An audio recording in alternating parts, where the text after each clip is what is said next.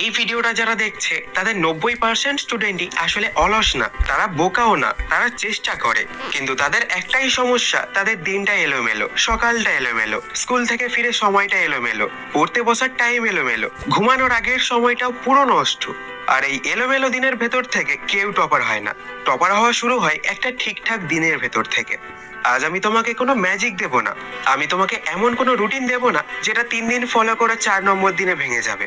আজ আমি তোমাকে দেখাবো একজন নর্মাল স্কুল স্টুডেন্ট কিভাবে নিজের দিনটা সাজাবে, যাতে পড়া নিজে থেকেই হয়, চাপ কম লাগে, ভয় কমে, রেজাল্ট আস্তে আস্তে বদলাতে শুরু করে। এই রুটিনটা ক্লাস 6 থেকে ক্লাস 12 সবাই ফলো করতে পারবে, তবে শুধু শর্ত একটাই, নিজের সাথে সৎ হতে হবে। আর তুমি কোন তারিখে ভিডিওটা দেখছো আমাকে কমেন্ট করে জানাতে হবে। তো প্রথমে সকাল, দিনটা যেভাবে শুরু হবে রেজাল্ট সেভাবেই যাবে। সকালের সময়টা খুব ছোট মনে হয়, কিন্তু বিশ্বাস করো এই সময়টাই পুরো দিনের স্টিয়ারিং হুইল। ধরো তুমি সকালে উঠে মোবাইল খুলে 20 মিনিট রিল দেখলে, তোমার ব্রেন তখনই একটা সিগন্যাল পেয়ে যায় আজ দিনটা সিরিয়াস না। এরপর স্কুলে গিয়ে পড়া মাথায় ঢুকবে না, ফেরার পর পড়তে বসলে অলস লাগবে, রাতে পড়তে গেলে ভয় লাগবে। কিন্তু ধরো তুমি সকালে উঠে মোবাইল না খুলে নিজের বিছানা গোছালে, মুখে জল দিলে, 5 মিনিট চুপচাপ বসে থাকলে, তাহলে ব্রেন তখন একটা আলাদা সিগন্যাল পায় যে আজকের দিনটা আলাদা। আমি তোমাকে বলছি না ভোর 5টায় উঠে পড়তে বসতে, না, ওটা সবার জন্য না। আমি শুধু বলছি তুমি যে সময়ে ওঠো উঠেই ফোন ধরবে না, উঠেই 3টে কাজ করো, বিছানা গোছাও, মুখে ঠান্ডা জল দাও, 2-3 মিনিট চুপ করে বসে থাকো, তারপর পড়তে বসো বা কোচিং যাও। এইটুকু করলেই ব্রেন অ্যালার্ট মোডে যায়। তারপর স্কুলের জন্য তৈরি হও। আর স্কুলে যাওয়ার আগে যদি 10 মিনিট সময় পাও, সেদিন স্কুলে যে সাবজেক্ট পড়ানো হবে সেই বইটা শুধু খুলে চোখ বুলাও, না বুঝলেও সমস্যা নেই। এতটাই করলে ব্রেন তখন বলে আচ্ছা এই জিনিসটা আজ আসছে। এই ছোট অভ্যাসটা না স্কুলে মনোযোগ দুগুণ বাড়িয়ে দেয়। এরপর স্কুলে থাকা সময়, এখানে টপার আর অ্যাভারেজ আলাদা হয়। এবার মন দিয়ে একটু শোনো, খুব গুরুত্বপূর্ণ কথা বলছি।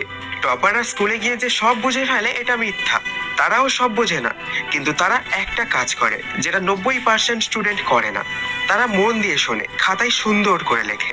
সব নোট তোলা এগুলো সেকেন্ডারি, কিন্তু প্রাইমারি কাজ হলো টিচার কি বোঝাতে চাইছে সেটা ধরা।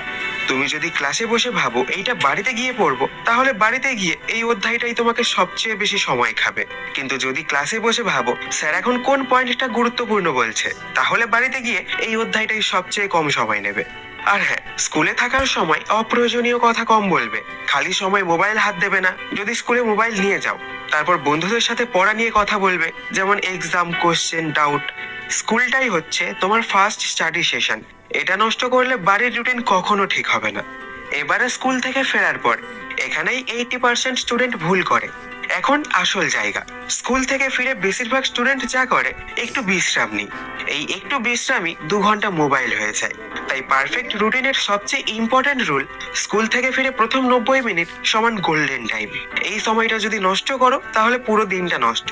তাই স্কুল থেকে ফিরে হাত মুখ ধুয়ে নাও, জামা বদলাও, হালকা কিছু খাও, এইটুকু করে 30 মিনিটের মধ্যে পড়ার জায়গায় বসে পড়ো। কিন্তু কি পড়বে? আজ স্কুলে যা পড়ানো হয়েছে সেটাই, নতুন কিছু না, আগামীকালের কিছু না, আজকের পড়া আজই। এই সময়টাই বই খুলে পড়ো, নিজের ভাষায় বোঝার চেষ্টা করো, খুব কঠিন লাগলে শুধু কনসেপ্ট ধরো। এই 1 থেকে 1.5 ঘন্টা তোমার পুরো পড়াশোনার ফাউন্ডেশন। যারা এই সময়টা ঠিক করে না, তাদের রাতে বেশি পড়তে হয় না। তাই বিকেলে পড়া শেষ হলে তারপর একটু খেলাধুলা করতে পারো। এরপর সন্ধ্যা, এখানে ব্যালেন্স না থাকলে রুটিন ভাঙে। পড়ার পরে তোমার ব্রেন একটু ব্রেক চায়। এখানে দুটো ভুল হয়, ব্রেক একদম না নেওয়া, ব্রেক নিয়ে আর না ফেরা। পারফেক্ট রুটিনে ব্রেক থাকবে, কিন্তু কন্ট্রোল করা ব্রেক। পড়ার পর একটু হাঁটা, পরিবারের সাথে কথা বলা, হালকা খাওয়া দাওয়া, কিন্তু মোবাইল স্ক্রলিং না, কারণ মোবাইল ব্রেনকে বলে আর কাজ করতে হবে না। তারপর সন্ধ্যায় পড়তে বসা একদম যুদ্ধ হয়ে যায়। সন্ধ্যার পড়া কোয়ালিটি কোয়ান্টিটি। সন্ধ্যায় তোমাকে 5 ঘন্টা পড়তে হবে এই চিন্তা বাদ দাও। পারফেক্ট রুটিনে 1.5 থেকে 2 ঘন্টা ফোকাসড পড়াই যথেষ্ট। এই সময়টাই যেগুলো বুঝতে কষ্ট হয়েছে, যেমন ম্যাথ, সায়েন্স, প্র্যাকটিস বেসড বিষয়, রিটেন প্র্যাকটিস। বোঝা গেল? আর একটা জিনিস মনে রেখো, রাতের পড়া মানে নতুন চাপ নেওয়া না, রাতের পড়া মানে দিনের পড়া স্ট্রং করা। এরপর রাত, টপাররা এখানে আলাদা সিদ্ধান্ত নেয়। রাতে ঘুমানোর আগে তুমি কি করছো এইটা ঠিক করে দেয় আগামীকাল তোমার পড়া হবে কিনা। তাই ঘুমানোর আগে মোবাইল নয়, ভয় নয়, কারোর সাথে কম্প্যারিজন নয়, বরং আজ কি পড়লে এইটা মনে মনে ভাবো, কাল কি পড়বে এটা ঠিক করো। তবেই ব্রেন শান্ত হয় আর সময় মতো ঘুমাবে, কারণ লেট নাইট স্টাডি স্কুল স্টুডেন্টদের জন্য পয়জন। এই রুটিন কেন কাজ করবে জানো? কারণ এটা ব্রেনের ন্যাচারাল রিদম ফলো করে, চাপ না বাড়িয়ে কনসিস্টেন্সি বানায়, পড়াকে ডেলি হ্যাবিট বানায়।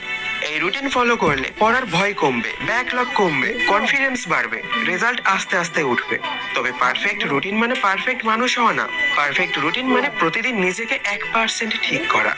আজ 10 মিনিট পড়লে কাল 20 মিনিট। আজ বুঝতে না পারলে কাল আবার চেষ্টা করবে। যে ছেলে বা মেয়েটা নিজের দিনটা ঠিক করতে শেখে, সে একদিন নিজের ভবিষ্যৎটাও ঠিক করে ফেলে।